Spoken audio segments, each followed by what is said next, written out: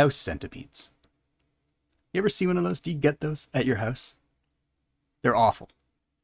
Imagine those awful centipedes that you think of when you hear the word centipede, but like a smaller version and lightning fast. We get them in my house now and then, and I hate them. I hate them with all my guts. And whenever I see one, it's like I see maybe one or two of these things a year, so it's always like a big surprise to suddenly see this thing with a million legs just speeding across the wall. And like they're always moving. You never see them like, well, no, they actually do sit still to surprise you sometimes, but they're awful. They're awful to look at. And whenever I see one, I look at them on the internet afterwards, and I always see stuff about like how you're not supposed to kill them. Don't kill them, don't move them around, because they're hunters, right? House centipedes will go around your house and they will actively kill every other insect in your house. And people are like, they're good. They're good for your house. They'll get rid of all the spiders. They'll get rid of everything else. And I think about it and I'm like, what else is there?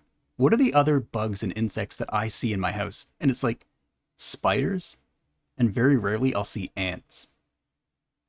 Like singular ants, not groups of ants, just like one or two ants. And if you ask me, what would I rather have between ants, spiders, well, I should say ants and spiders, or house centipedes? And it's ants and spiders every time. I'm not going to put images up on the screen because I don't want to be that person, but like look up house centipedes and then look up ants. Ants are cute. I'll take 1,000 ants over a single house centipede. Fuck house centipedes.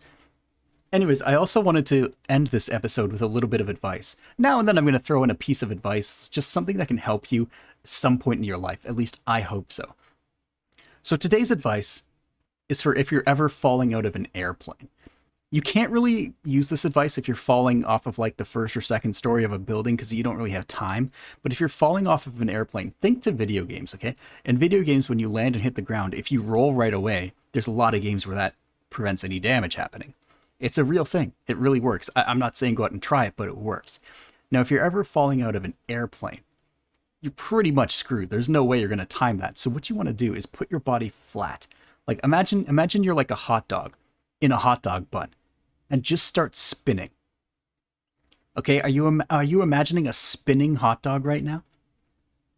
Like just spinning over side to side, rapidly spinning. It's like a football being thrown. Perfect spiral, right? That's you as a hot dog. Now take away the bun, that's just your body spinning. Now whenever you hit the ground, you're already rapidly spinning and you're just going to roll. Now you might roll and hit something or roll into something, and that's going to hurt you. But you're going to be completely immune from the fall, okay? So if you're ever in a situation where you're falling out of an airplane without a parachute, remember this advice. It could save your life. Remember, I said could save your life, not will. And seriously, don't try it if you're falling from a very small distance. You won't have time to build up the rolling speed. You need at least a good 20 seconds of falling to build up the rolling speed to build that immunity to fall damage. But trust me, it could work.